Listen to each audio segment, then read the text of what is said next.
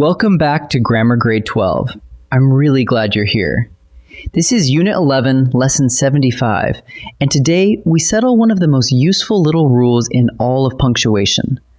When to put a comma before a joining word like and, but, or so. Get this one right and your sentences instantly read cleaner. The trick isn't memorizing a list. It's learning to ask a single question about what comes after the conjunction. We'll build that question up slowly with fresh examples, and by the end, you'll place these commas without even thinking. Let's dig in. Here's the whole lesson in one picture. A compound sentence is two complete thoughts, two independent clauses, joined into a single sentence. When you join them with one of the coordinating conjunctions, the fanboys, for, and, nor, but, or, yet, so, you put a comma before that conjunction. But watch out for a lookalike, one subject with two verbs, a compound predicate, which takes no comma at all. And watch out for the classic error, the comma splice, where two full clauses are shoved together with only a comma. The single question that untangles all three is this. After the conjunction, is there a brand new subject starting a whole new clause? Answer that, and the comma decides itself. Let's start with the rule at the center of the lesson.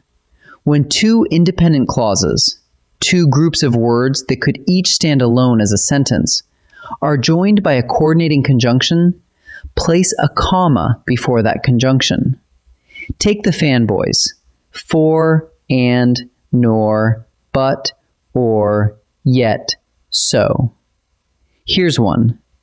The sky darkened and the wind picked up. Notice that both halves could stand on their own. The sky darkened is a sentence. The wind picked up is a sentence. So the comma comes right before and. Another. She studied all week, but the exam surprised her. Again, two full clauses, so a comma sits before but. The key thing to see is that each half has its own subject. The sky, and then the wind. She, and then the exam. That second subject is your signal. The comma always goes before the conjunction, never after it. Now the lookalike that trips everyone up, the compound predicate. This is one subject that does two or more things. Look, she opened the box and smiled. There's only one subject, she, and she does two things, opened and smiled. The word smiled has no subject of its own. It isn't a new clause, just a second verb. So there is no comma before and. Another. The dog barked and chased the ball. One dog, two actions, no comma. Compare that with a real compound sentence. If I wrote, she opened the box and it was empty, now the second half, it was empty, has its own subject, it, so it earns a comma. But she opened the box and smiled has no second subject, so it gets no comma. When the conjunction is followed by just another verb, leave the comma out. Let me give you a single test that settles almost every case. When you reach the conjunction, look at what comes right after it. If what follows is a full clause with its own subject, put a comma before the conjunction. If what follows is just another verb with no new subject, use no comma. Watch the pair. We paused and the guide pointed ahead. After and comes the guide, a brand new subject, so we need the comma. But we paused and looked around. After and comes looked, just a verb, still describing we, so no comma. Same opening, two different structures.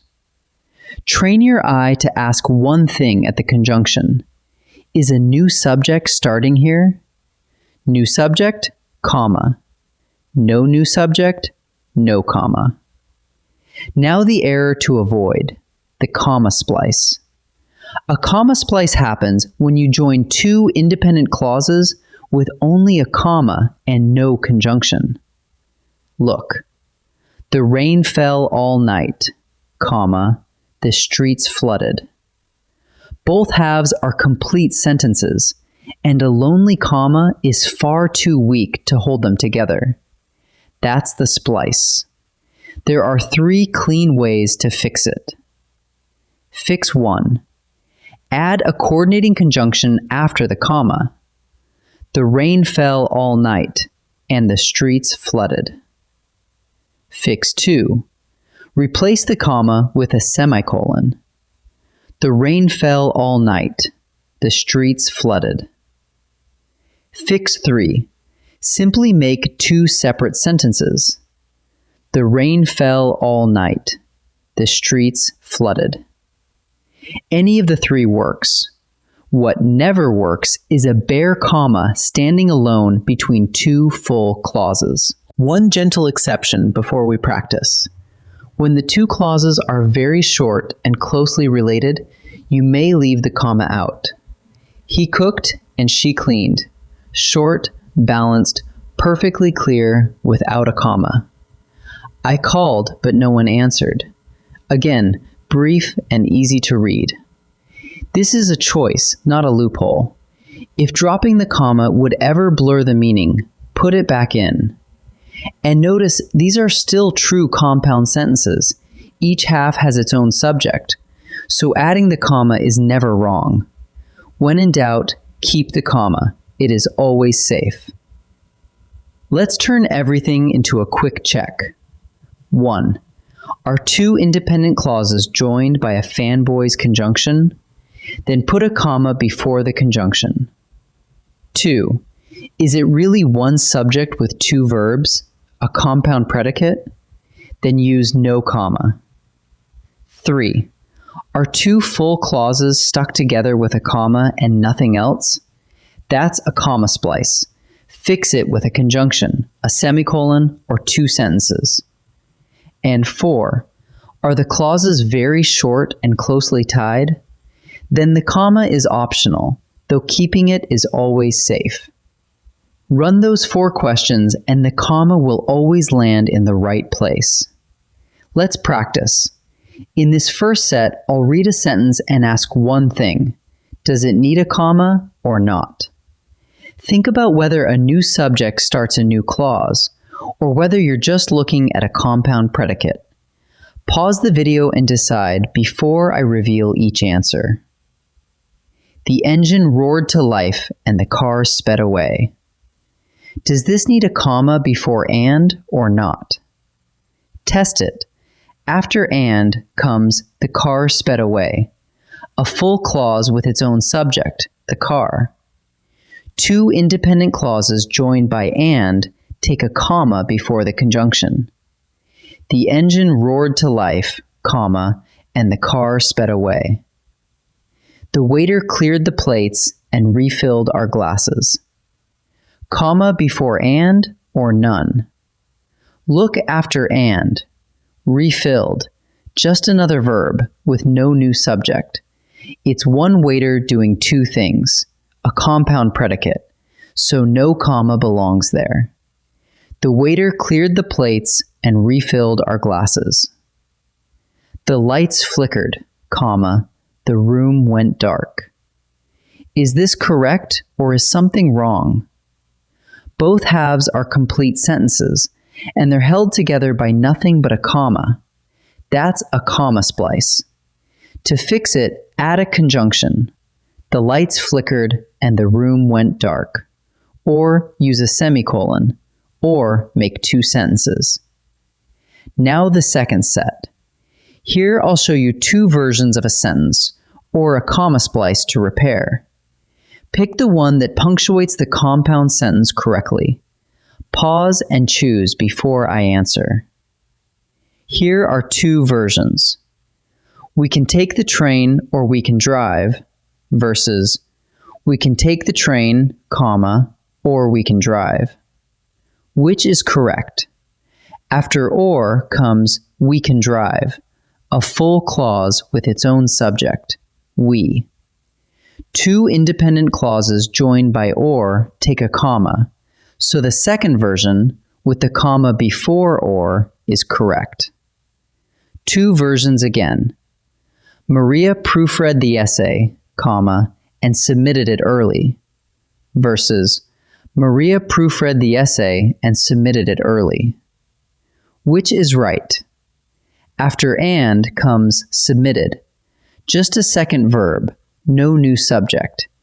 It's one Maria doing two things, a compound predicate, so no comma. The second version, with no comma, is correct. The trail narrowed, comma, we slowed our pace. That's a comma splice. Two full clauses with only a comma between them. Which choice fixes it? Leaving it alone keeps the error. Adding a coordinating conjunction repairs it. The trail narrowed, so we slowed our pace. The comma plus so now correctly joins the two clauses. Let's gather what we've learned. First, when a coordinating conjunction, one of the fanboys, joins two independent clauses into a compound sentence, place a comma before that conjunction. Second, when a single subject simply takes two verbs, that's a compound predicate, and it gets no comma. Third, two independent clauses joined by only a comma make a comma splice. Repair it with a conjunction, a semicolon, or two separate sentences. And remember the short clause courtesy. With very brief, closely tied clauses, the comma is optional, though keeping it is always safe. The one question behind all of it is whether a new subject begins a new clause after the conjunction. Next time, in Lesson 76, we'll look at commas in a series and between coordinate adjectives. I'll see you there.